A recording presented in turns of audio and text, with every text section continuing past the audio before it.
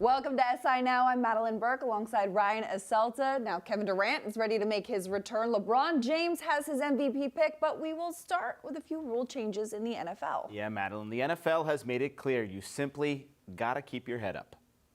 The crown of the helmet rule was really what was intended here, but got way too narrow and had too many requirements to it. This has very little requirement to it. This is simply if you lower your head to initiate contact and you make contact with an opponent, it's a foul.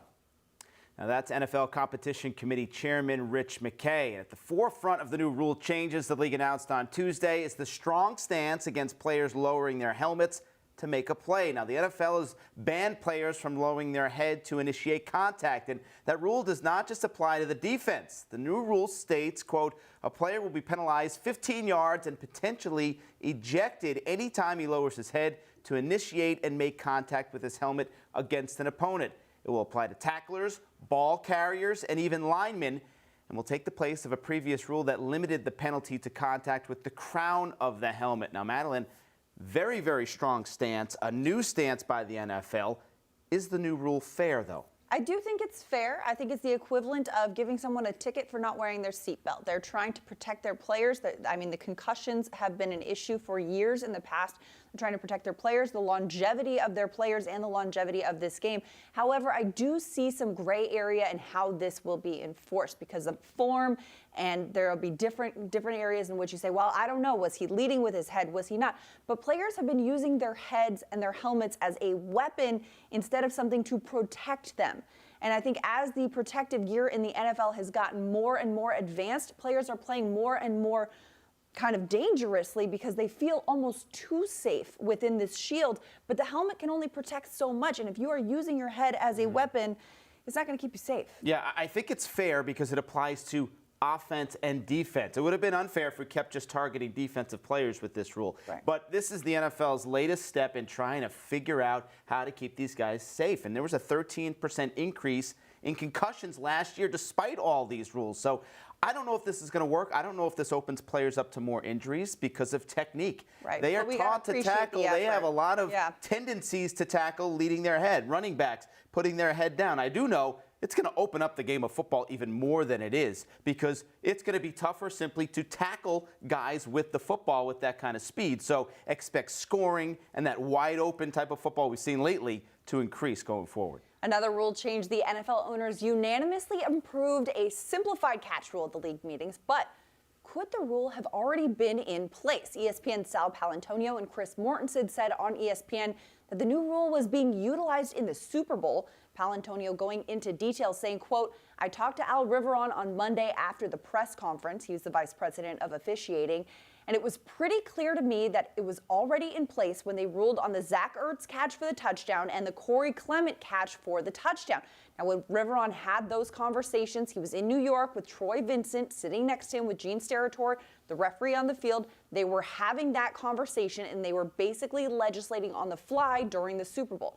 Now, yes, the rule was unanimously approved, but is it a problem that the biggest game of the season was ruled differently than the rest of the year? If true, this is a major, major issue for the NFL because you remember sitting and watching the Super Bowl and these particular two catches, and I remember thinking that should be a catch by common sense perspective. But under the rules, they're going to review this, and these are not going to be touchdowns. And when they were ruled touchdowns, I was shocked, and I said to myself, they're finally getting it right, but I didn't think of how they were getting it right. Implementing new rules before any new rule had been voted on, had been put into league legislature. It never happened. And if they played the biggest game of the year with a set of rules that hadn't been approved, the NFL has a lot of explaining to do here. Exactly. I mean, obviously, the rules were later approved and unanimously so. It definitely did improve the way that these rules are legislated, but that opens the door for possible backdoor conversations that could have been had. Yeah,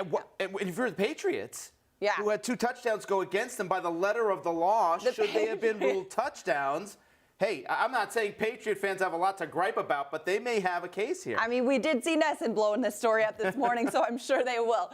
To basketball, well, head coach Steve Kerr says Kevin Durant is probably returning Thursday when the Warriors face the Bucks. KD went one step further, saying, quote, "You can tell them I'm playing." Now, Durant has been out since March 11th when he was hit in the ribs and suffered an incomplete fracture. But with Steph Curry, Klay Thompson, and Draymond Green all banged up, is there pressure on him to right the ship down the stretch? I don't think there's pressure. It's more of an opportunity because, let's face it, the Warriors need some kind of good vibes going in here to the postseason. They've lost 6 of their last 9 games. This is a team that's been struck by injury after injury. And as good as they are when they're complete, I don't even know if the Warriors can just hit the reset button all of a sudden once the postseason starts. So it's an opportunity for Durant. But pressure-wise, no, they're locked in at that 2 seed. They're not going to catch Houston. They've pretty much at this point locked up that 2, cannot be caught with 8 games to go. So pressure, no, but it's a chance to get some positive vibes going again with the Warriors. I think the only pressure that I would see is, Steve Kerr had said probably he'll come back. He's been wanting to play it cautious with these guys. All of his stars banged up down the stretch of the season.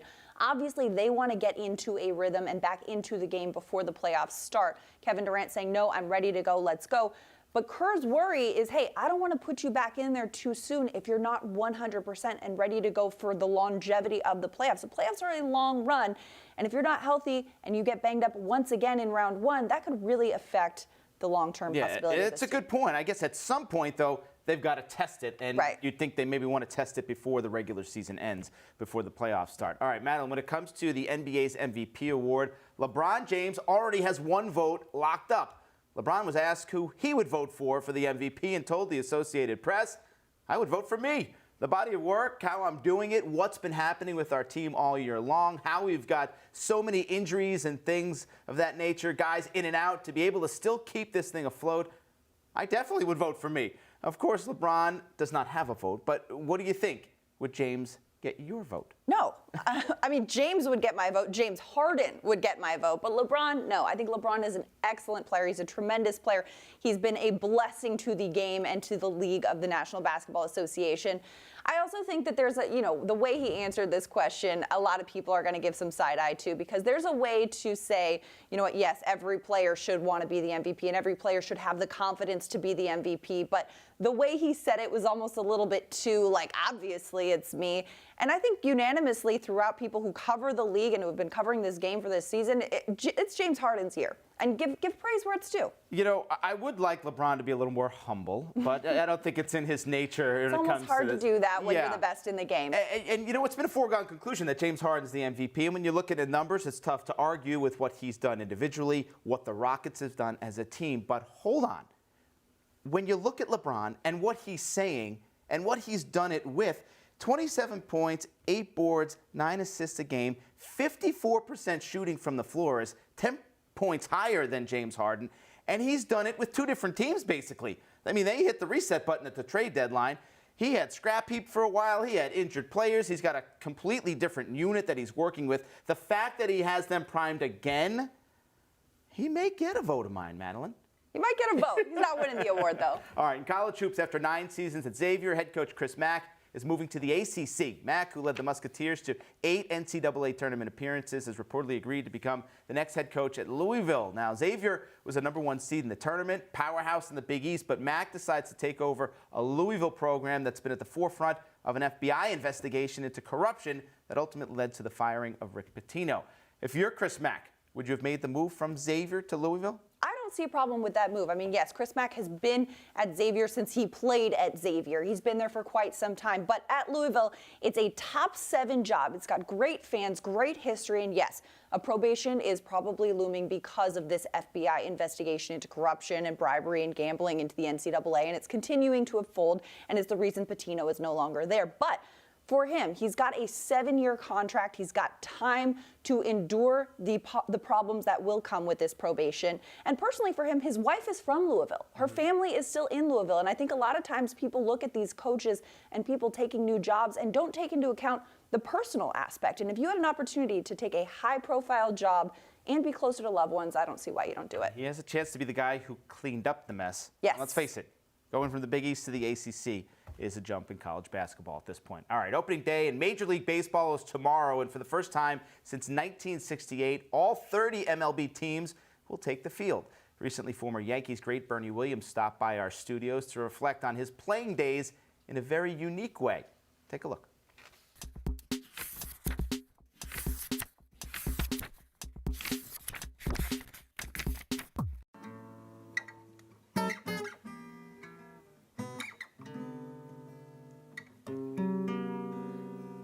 It's really intense, so it's be more like more of a metal kind of thing. I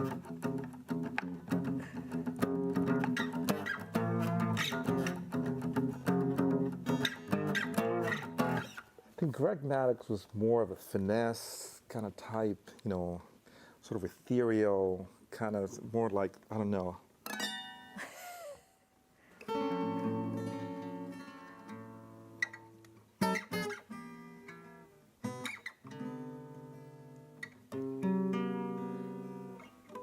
It was more like a really intense, kind of a blues, kind of like.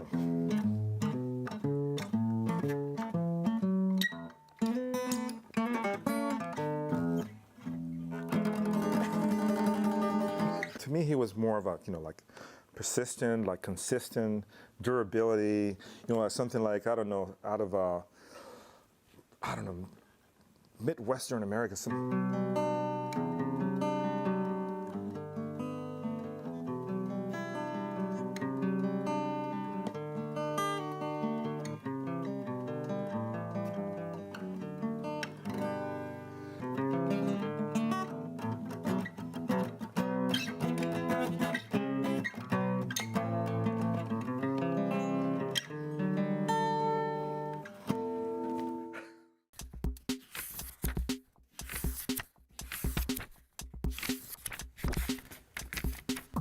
The Winter Olympics may be over, but for the adaptive athletes of the Paralympic Games, their journeys are far from complete. SI's Amy Campbell got to catch up with one of the Team USA's most prolific Paralympians fresh off a successful campaign in Pyeongchang.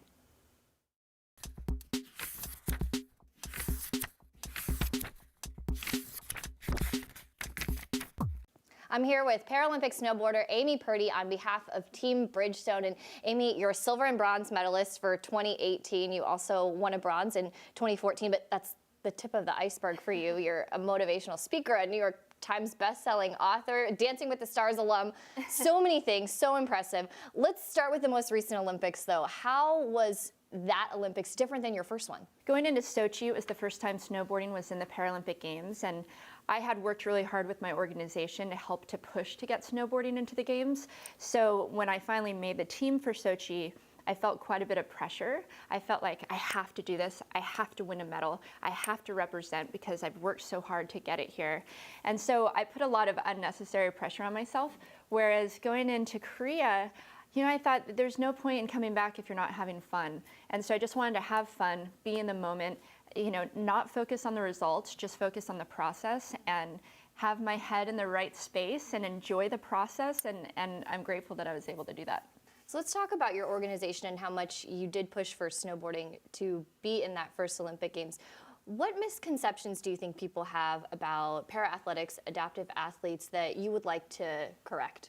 I guess if there was anything to share, it's you know, the Paralympics aren't really about disabilities. The Paralympics are about abilities. And these athletes train just as hard as any other athlete. I know that I train just as hard as any athlete. And yeah, I always say we're kind of like Olympic athletes, but sometimes with better stories. Well, and you certainly have an incredible story. Let's talk about your training for this most recent Olympics. I know you had some health complications. What happened with all of that? So for me, a year ago, I ended up with something called rhabdomyolysis, which is becoming more and more common, but basically I overtrained. I was doing pull-ups and I did too many, and instead of my body kind of healing my muscles, my body decided to absorb my muscles.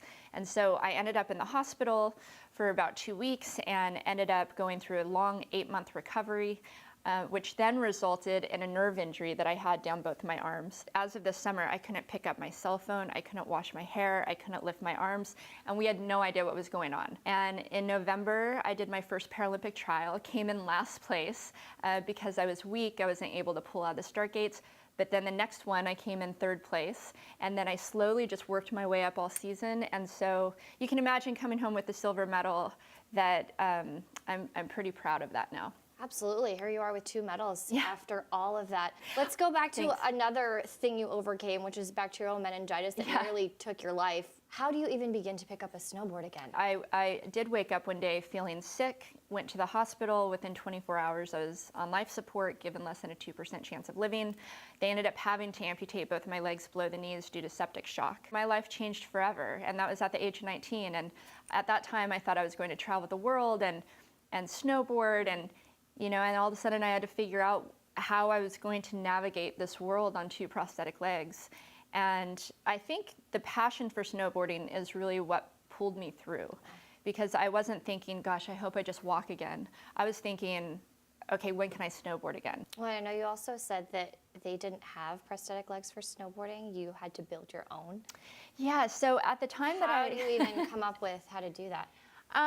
For me, it was really just based off of necessity and feel. So I went up to snowboard for the first time with prosthetics, had no idea what to expect, hoping that it would feel like it used to feel with legs, but had no idea.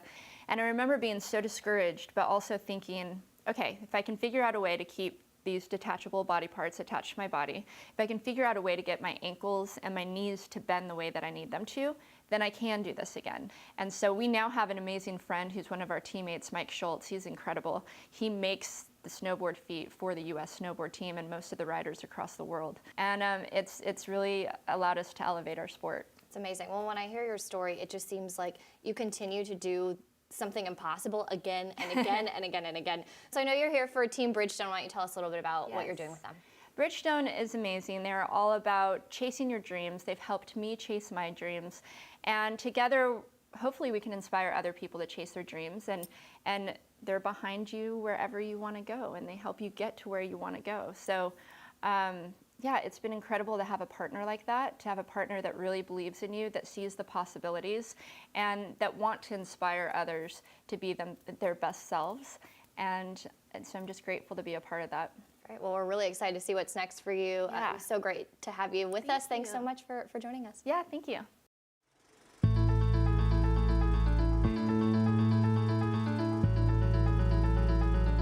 Several of the NBA's top coaches got their start in the video room. If men like Eric Spoelstra, Mike Brown, and Frank Vogel can make that leap, why can't Natalie Nakase?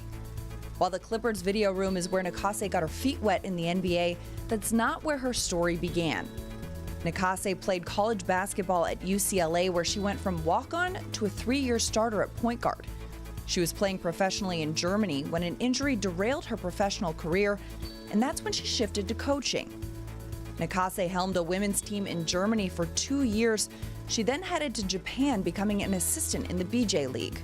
Just 12 games into her first season with the Saitama Broncos, her second team in Japan, head coach Dean Murray was fired. Nakase was promoted, making her the first female head coach in league history.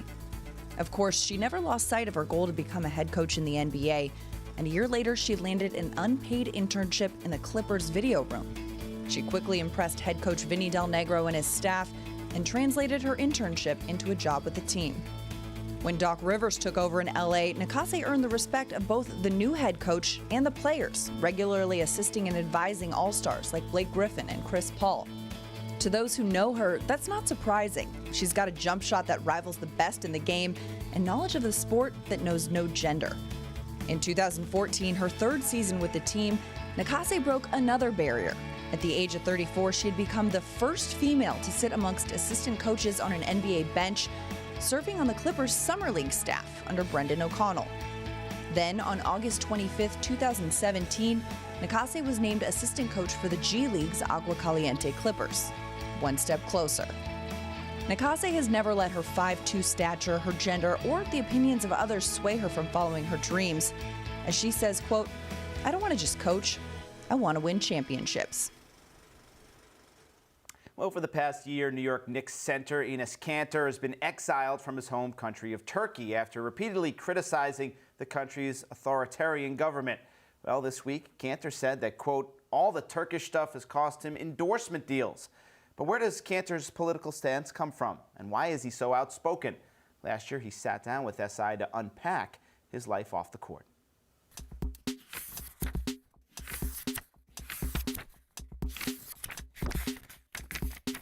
There was a week that I almost get death threats almost every day. How seriously are you taking those threats? I mean, of course, those are death threats. Like, I mean, you never know. I know they cannot do nothing in America, but if I was in any other country in the world besides America, then I would be really worried. The New York Knicks' Enes Kanter has become an enemy of the state in his native Turkey after speaking out against President Recep Tayyip Erdogan. In the wake of a failed military coup in 2016, Erdogan seized autocratic powers, and he continues to silence reporters and jail dissenters. For Kanter, who knows all too well the value of free speech, the recent NFL protests have hit close to home. NBA just put a statement out there that nobody's taking me or whatever. But I mean, I'm really feeling bad the people out there who's fighting for what's right. You know, I'm having a problem with my own country, and you guys probably know about it a little bit, but I feel like whatever you believe, just fight for it. Because if you look at America, there is freedom of speech, and you can protest it peacefully. That is not a reality for those in Turkey. In June, we spoke to Kanter about his homeland. How different is the Turkey that you are describing for us now? How different is that from the Turkey that you grew up in? It's definitely way different, because when I was growing up, there was a freedom of speech, freedom of religion. People respect each other. Now, if you're on the street talking against Erdogan, you might get killed. It's that crazy. Enes Kanter was detained at a Romanian airport. His passport revoked. Kanter says Turkey canceled his passport in retaliation for his political views. He's a bad man. He's a dictator, and he's the Hitler of our century. You compared Erdogan to Adolf Hitler. Was that for shock value, or do you really see him posing the same threat that Hitler did? He's scared of European Union. He's scared of America. He doesn't want to look bad to the world. If he had that freedom, he will definitely do what Hitler did. Kanter's father is under arrest in Turkey, saying his father is potentially going to get tortured, as thousands of others have. He was released, we're seeing reports, after 5 days. Do you have any idea how he's doing? No. I mean, if I call him and say, hey dad, hey mom, how you guys doing? Then they'll be in the jail again. You think you're being monitored that closely? Yeah, of course. I mean, not just How do you me. know? Not just me, there's thousands of people out there who the Turkish government listened to their phone.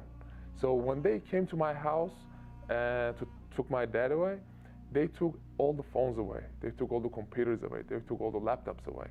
Like the athletes who were motivated to protest after President Trump's comments. When somebody disrespects our flag, to say, get that son of a bitch off the field right now, out, he's fired.